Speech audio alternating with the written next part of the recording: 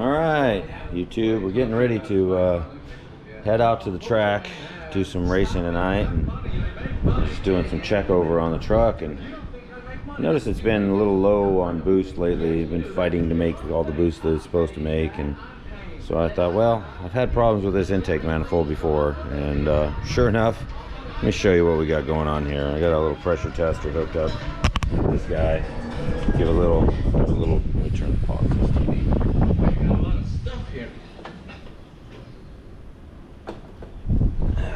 Give it a little bit of air, and take a look at these runners. Got some bubbles there. Got some bubbles there. One of them is such a big hole that it, big crack that you go too much pressure and it just blows. It doesn't do a bubble, and then we got bubbles on that one. So pretty much, this intake manifold has always been a piece of junk. I've had to weld it numerous times, and I guess I'm either welding it one more time or I'm going to switch it out. Yeah, look at all those bubbles that thing's putting out.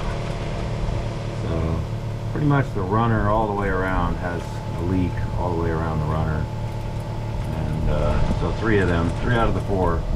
Second one doesn't seem to be, but yeah, so it's probably overspinning the turbo, making it work a little too hard. There's also a pinhole right there I can see, and then I saw another one.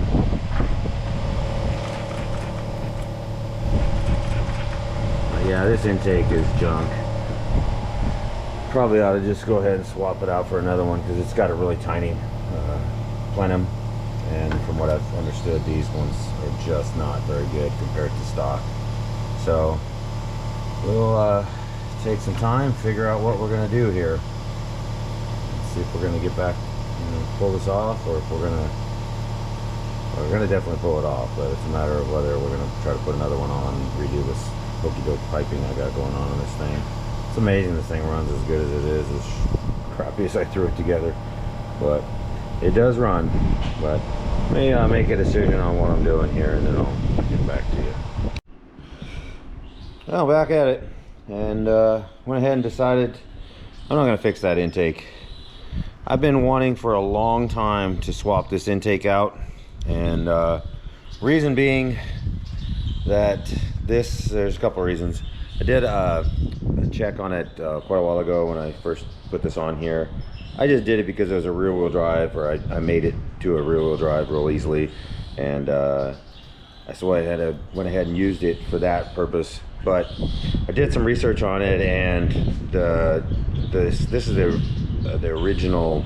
I forget I don't want to say the name of who it is, but the tests that were done showed that it was actually worse than the factory intakes on that's an all-wheel drive car, but still same making power, but it was down quite a bit of power on all of it. So after I found that out, I've been wanting to change it for a little while, but I just, I didn't have the other one sitting here I have one from my Datsun that engine's out of that car right now, and so I have this one sitting here. So I'm just going to go ahead and add it, and I'll show you one of the reasons why I believe this other intake is going to be quite a bit better, and I might have to do some retuning, we'll see. But it's going to be also, I'm going to go to a larger throttle body at the same time, but I'll show you a little video. I'll put this on the video of the intakes themselves side by side, and then kind of show, I got a new throttle body I'm going to add on to there. But if you look at the plenum, obviously it's all dirty. I've driven this thing all the time, so it just got all dirty, and my gloves were kind of greasy when I pulled it up. But you can see how small the plenum is on that particular intake. That's the one that's been on there, and that has propelled this truck to consistent, high nines and a couple of mid nines. And then this is the other intake that I've had on my Datsun that has went well over 150, 160 miles an hour in the quarter. So this one I know will do the job. This one, I've thought for a while that it may be the bottleneck that I'm experiencing with the truck, that it just didn't seem a mile per hour like the other car does. It does have a stock throttle body on it, whereas this one has the 76 millimeter throttle body. I have a new one I'm going to swap onto here. It's the same one, though it just isn't all chewed up from the clamping. So I'm going to go ahead and put that on here. So I figured I'd have it off of there rather than weld it. This thing has some big cracks right there. There's a huge, oh, that's a big boost leak right there. And as I was driving it yesterday, I realized this was just spooling slower and slower, and the boost was lower and lower. So I thought, well, let's go ahead and do that. So today what we're gonna do before we go to the track, I'm gonna swap this. I have to weld on a little bracket for my, I'll have to make another bracket for the throttle cable, and probably redo some plumbing, and that's about it really. And I have to do some new piping, which I want to do that anyway because it has a couple of these couplers on here that I'm not, you know, I just did this temporarily and it ended up becoming permanent. But I'm going to go ahead and make a whole new single pipe for this, and probably have to run and grab a bung, that way I can do that properly as well. But I'm going to go ahead and do this right now, and I'll video it and probably fast forward through. But for now I'm going to put the video up here and the camera up here, and we'll take a look at what we're doing as we do it. But so I'm going to go ahead and get started on this. And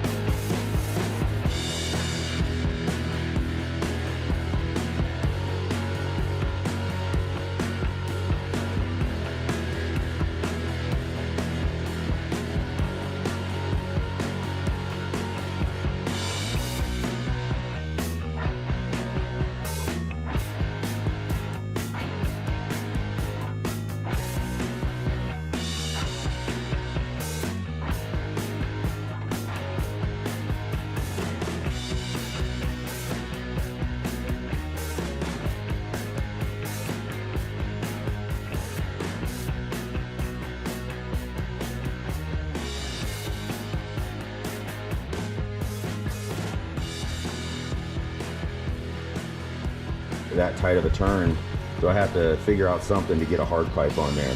I might do that. I may just leave this. That should hold up fine. I don't, you know, the nitrous is controlled through the ECU, so I don't have to worry about that thing coming on accidentally like I used to have happen with my Datsun. Once in a while I would hit the nitrous and then start the car and blow that coupler up. But now I don't have to worry about that because the nitrous comes on at 2600 and shuts off at whatever right before the two-step. And it seems to work pretty well. I have learned to shut the nitrous off before getting on the two-step. But the simple fact is, if you want to keep running the nitrous on the two-step, you're going to have some burned exhaust valves and possibly burned exhaust ports. But this is the other piece that I replaced it with. So I do think that even though that's not the best, it does look better. It's not, you know, it's not the prettiest. It's just functional. Again, this thing has 20-some thousand miles on this build. 400 probably passes overall on this engine. It's about time to freshen, put some pistons and the longer rods, because I have bent 2 rods on this. So I guess I have had the head off of it. I just put rods in it. I had spare rods for it and I threw them in there. They were the, I don't want to say the name, but they were early billet rods for these 2.4-7.6, I don't know what you want to call it. It's a 7-bolt engine with 6-bolt pistons. Y'all with DSMs can probably figure out who made those rods, but they do bend right on the little end, right up by the pin. And let's take a walk in here and I'll show you what has happened in the past with them. I'm gonna have to cut this short pretty soon. The battery is getting low, but I do want to show, you know, where did I put those old rods at? I might have threw them away now that I think about it, because who needs all that? Oh, there they are up there. So never mind the mess in here, please. It is messy. But so here's one of the rods that I have bent in that truck. So if you look down this rod, you can see that it did bend. Now, one nice thing about that rod bending, and I'll just end the video here after this comments, is that I did figure out what to do for the head gasket sealing. This is what I do. I'll just show you real quick rather than just explain it. I use copper O-rings, and I use these. I use the Isky tool to make to install the O-rings, and I use these cheap. Find them. I always order extras whenever I order anything from. I think it's Parts Geek I order from, but I use these cheap gaskets, these Apex, and I use these on a 2.4 even though they hang over a little bit. But I'll be honest with you, I've ran over 50 pounds of boost with those. I have ran 40 pounds consistently on the other car, mid 30s on this car. I have ran those things to the point where it bent 2 rods. I've had, you know, little mishaps here and there, but had not had a failure with that gasket and O-ring combination since I've done it. So I'm pretty happy with that. And I will finish off this video. I did get a little bit done with the Mustang, just a little bit more that might not have been done prior, is that I finished up these tubes. And the battery is about ready to die in here, so I gotta cut it short. But I did finish up these tubes. I'm gonna put a coupler there. I did cut that apart, and I'm putting a coupler right there. I ended up putting one there, so I just have to put all I really need now is to put the T-bolt clamps on there, and I did a coupler there, and I got that all welded up. So that is done. I just need to fixture up the tabs on the roll bar and the tabs on the intercooler. I did get the fittings for the ice box. I've got 2 more, and I do have the hose for it. So I'm going to start mounting that ice box in the back, building a bracket to hold it up, and then that'll be that. But that's it for this video, guys. We're going to get on to the racing right now. I'm going to finish up the video on the intake install, and I just want to go over a few things. This final video is the next day after going to the track, so if you want to just skip to the races from last night, the Grudge races and some other things that happened, skip to this time. Now, I'm going to go over a couple things on the truck while I have it up on the lift. You guys can follow along with this part if you want. Skip it, whatever you want to do. I'm going to go over how I finished up the intake manifold that I added yesterday. I'll show you some problems I had with the other intake and show you some differences. And it definitely did help. The engine revved right out to 8,500, no problems, definitely making more power. And I'm not going to share the times on the videos. There was some Grudge racing going on, and I know those guys don't like to show their times, but I want to kind of go over a couple of things that you will see in the video, and then we can kind of go over what probably would have happened and what I'm going to do to fix this situation. But I just want to kind of go over this tire situation first of all.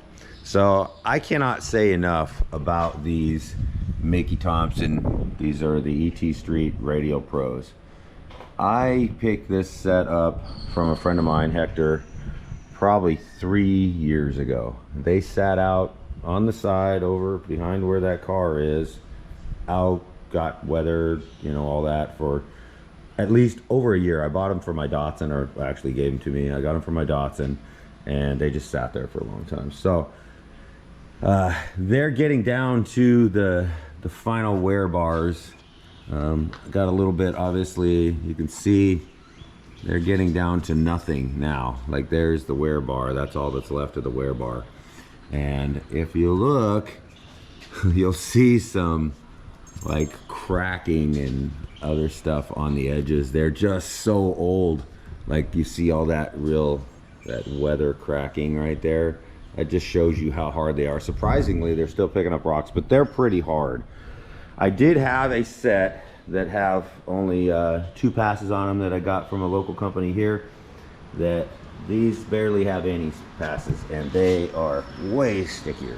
So I have been able to, on these tires with this stock rear end, get a 135 60 foot. So I'm pretty happy with that. I have broken one ring and pinion on this, or the pinion actually broke, snapped off, but it's tiny. You know, this is like an 8-inch, and there's not much to it. But so I have broken that in the past, but So far, pretty good. I've been launching it lower to keep it alive until I get an 8.8 in here, which really needs to happen pretty soon. I have done videos in the past, if you look, that will show you all the specifics of what's going on, so I'm not going to go back over that. You guys can do that. But I did want to point out these tires. They are down to nothing. And surprisingly, last night I was about a 1/10 or so off of my 60 foot. Now I did run in the left lane. I'll explain some of that as I go into the racing part of it. I did run the left lane a lot, which I'll probably start doing, but I was only getting 150 60 foots, and I usually get at least a mid to low 140, and I've been, like I said, 135 best on this setup. And so I was a 1/10 or 2 off on my 60 foot, which slows the whole thing down. But one other thing I realized, I put it up on the lift, we do have one issue here that I wanted to point out. You'll see transmission fluid is leaking out through the yoke. This yoke is the kind that has a little pinhole on the end of it, the GM yoke. And so what it'll do is it's for a breather, and inside the transmission there's supposed to be a sleeve. Well, this Power Glide doesn't have that, and I didn't realize it when I put it together that it was going to do this. So I do get a little bit of drip, and so I'm going to change this yoke probably this week. So that's one other thing. I didn't really have any problems. I'm going to go over now, going to get back to the intake manifold and show some other things that happened. Like, put this thing down real quick, and that way you guys can see what the intake looks like. Hey Gunny, get out of there. Show you what the intake. I did finish up the pipe, so I guess that's what I'm gonna finalize this intake portion of this video with, is that I went ahead and did this pipe. I did not find a bung for the GM air intake temperature sensor, so I just had to tap it into there. I ordered a couple of them. This will hold on. The other one was in there like that for a long time, but it came out okay. It's not pretty, but it's got everything and it works, and it has the S90 throttle body on it. So I don't know what helped to get this thing to rev, but it used to stall out right around 7,800. Now it'll go to 9,000 if I want. So that's a good thing.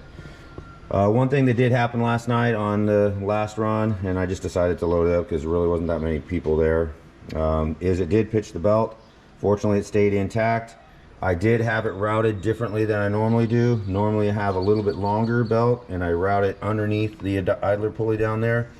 But on this particular one, I had gotten the wrong belt. Put it on, it ran, it was holding, it was fine. So no big deal, didn't cause any damage, everything's fine. Other issue that happened last night is it broke the battery hold down. The battery kind of slid over. Fortunately, it didn't touch the terminal, so I did a quick strap last night, and I ran the last pass with it like that. I'm going to go ahead and probably cut out that battery tray on the bottom, lower the battery down a little bit, and make a nice bracket for it. That way it's held. And I need to make some brackets for, I need to blow this whole thing apart, honestly, like I said earlier in the video. Blow this whole thing apart, clean everything up, and get it done. One other thing I wanted to point out for you DSM guys, that one thing I did do that has been great, if you look on this hood, you'll see like a light oil mist underneath this hood. And this is from all the 100 runs that I've done with this thing. But where it was coming from was this cap. And I've had other caps on, aftermarket ones, and they were worse. So what I did on this, if you look close, I put this bridge across there. I welded, it's basically a piece of stainless exhaust pipe, and I welded that across because what was happening is those tangs would bend as you tighten it down over time. And this engine has between 400 and 500 runs on it, and a lot of street driving. Probably has 20-some thousand miles. It has a lot of use, so it does get some blow by. I do have a catch can here. I probably need another -10 outlet to help that out, but it's functioning okay. I don't get too much in an 1/8 mile. I don't put anything in there, but one thing it was doing was it was putting a little oil mist, and it would get on the intake, and you'll see when I show you the other intake, it's got a little light oil film all the way across it. This is also the other one I wanted to point out, is this is a 6-bolt large port intake manifold. This is a 6-bolt large port head. I had picked up this Evo style intake and just converted it to a rear wheel drive because it was just available real quick and cheap.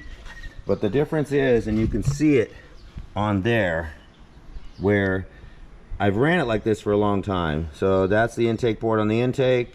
This is the intake port size on the head itself. So it's, you know, there's not a reversion, there's not really a restriction. It just was limiting. It might have restricted the, it was higher velocity probably, but it probably did have some restriction. Like I said, it opened up. It's also, that's a stock throttle body that I ran on it, and I ran a 940 with this stock throttle body, this intake manifold. You can see it's been welded a number of times. Like I showed earlier in the video, it has some serious cracking going on right there. You can see cracks, and you can see it just was getting a lot of oil from that cap, and it was very irritating. But I finally got that figured out. One day, and on the new car, I'm definitely going to weld on a screw-on aluminum cap. That way, that's good. But that's where that's at. The only issues we had, like I said, was I did swap back over to the Precision Turbo, even though the bearing is noisy. It works fine. However, you can look at it. This is a Taiwan compressor wheel, because the other one I ended up with a silicone going in there. But you can see on that compressor wheel right there, if you look closely, that it has, the bearing is wearing, and it's touching a little bit. So I really need to just replace this turbo with something better. Say something in the comments below if you think there's a turbo I should go with.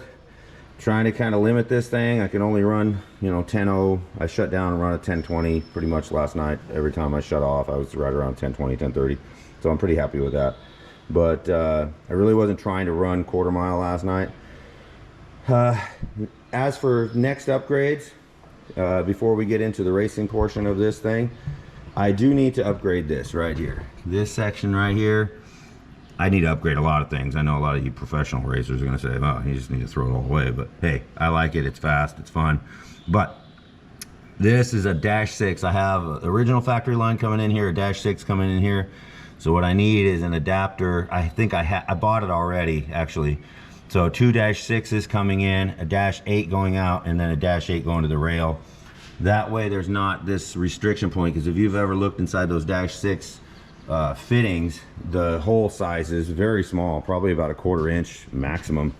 And so it's definitely restricting the fuel. I have 2 pumps on it, so that's not really the restriction. I have 2150 injectors. That's not the restriction. It's just in the line that it's cutting. So what I did is I cut the fuel last night with a little C16. It runs on E85, and I threw a little bit of C16 in there to give it enough to get it to run in the consistent 11 something air fuel ratio, and that's where it went. It was fine. I ran it, jumped up with the boost leak gone. It went 38 pounds of boost. Like I said, I'm not going to share my times that I was running last night, but it's doing pretty good. The race will show you that the 2 races that I show on here, maybe 3 I guess, will show that it's actually working pretty well. And this is a full street truck. Again, I have videos up going over everything. I don't want to go back over it, but I'm pretty happy with everything. I have some things that I need to do to just get it, you know, little maintenance stuff, and just fixturing up some things to hold them better, get rid of some of my temporary nonsense, which I did get rid of this temporary, what was a temporary, and I guess this is still potentially a temporary because it's got this 90-degree boot, which I really didn't want to use. But the other one has the Wiggins style clamp right here, and it just comes out too far to make it. All right, folks, we're gonna go ahead and head out to the track tonight. Truck is loaded. I was kind of on the fence about doing it, but I really been looking forward to getting out here and using these new GoPros, especially the 360, so I can catch some of those deals where as the car passes, you can, you know, whichever one goes faster, you can follow it along, or slower, however you want to look at it. But I went ahead and I got that manifold done, the intake manifold done and on, and built all the piping, and then I had that other turbo on there, and then something happened with it. I don't know, but it just didn't seem to want to function properly. So I went ahead and put the Precision back on, took it out, hit 38 pounds of boost, revved right to 8,000. It hasn't done that for a while, so that's good news. So we'll see. Hopefully everything is good, and we won't have any issues tonight. I'm only gonna run 8 mile. That's my plan, is just to run 8 mile, and you know, hopefully I can beat most of the cars. Even if I just stop at the 8th, I usually run 10:20, 10:30, even stopping there. But that's the goal tonight, and I'll get back with you. Well, I'll see you at the track. All right, gonna take our first pass with the new intake manifold, or new old intake manifold. Set up the other camera real quick, and go hit a run.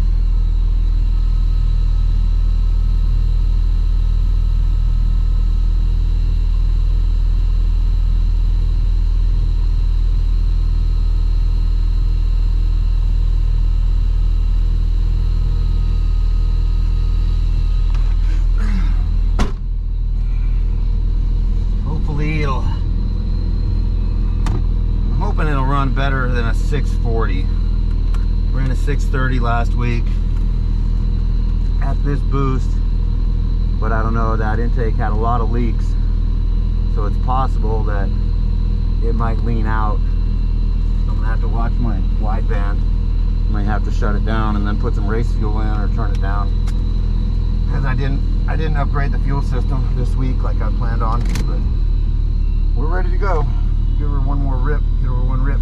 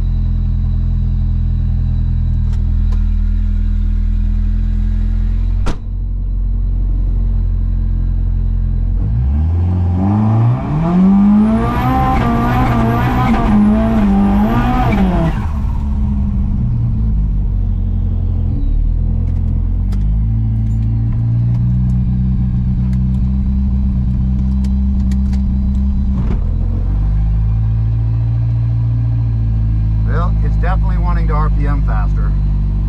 I can tell that already, so we're gonna have to be careful on the wideband. I'll probably have to shut down because I may have it turned up a little too much.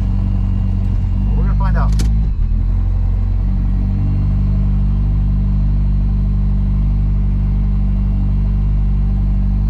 138 degrees.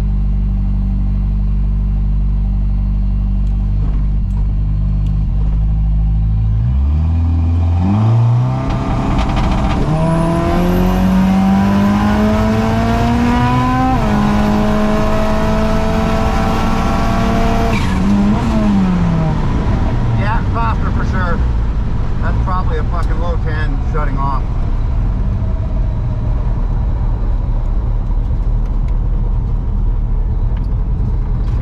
It definitely picked up on the top end. I could feel it the whole way. It started accelerating to about 7,000, whereas it usually chokes off. So good news. I think that the intake manifold is probably doing work, and that throttle body. So now I'll probably have to buy a couple gallons of race fuel and richen it up a little bit. And this throttle position sensor's kind of a piece. The resolution isn't right. It's like 0 for quarter throttle, and then it finally comes around. But that felt good on the top end. I felt like it was way more mile per hour than it had been. So we may just make a couple of hits tonight at full power, down all the way down, and see what she does. Because it sure did feel good. Only 143 degrees right now, so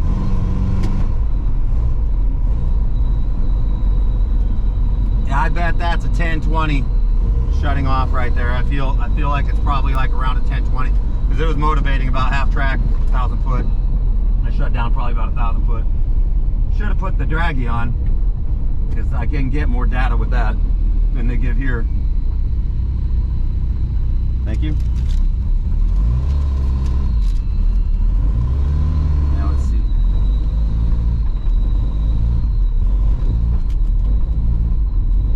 .648, so 1030.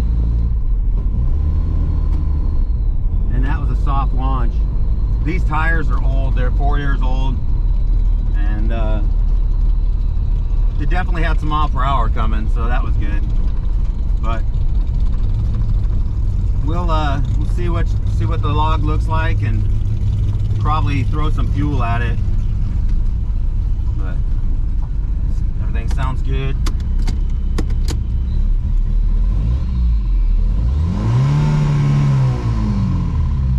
Oil pressure's still good. Everything's good. Stop the log. See what we got here.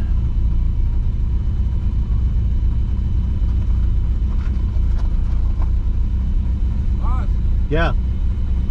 Oh shit! I lost that earlier today. What is it? Yeah, it was from I changed the intake manifold, and it must have fell onto the tray. I couldn't find it. Yeah, it came when you launched. It just All right, let me throw it up in there. All right, thanks, bud.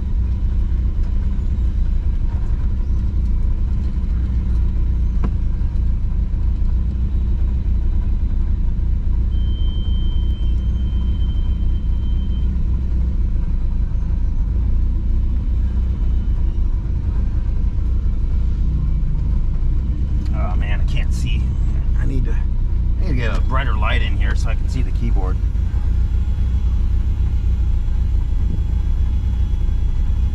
Felt pretty good, honestly, for a first pass, and I had the launch turned way down so it wouldn't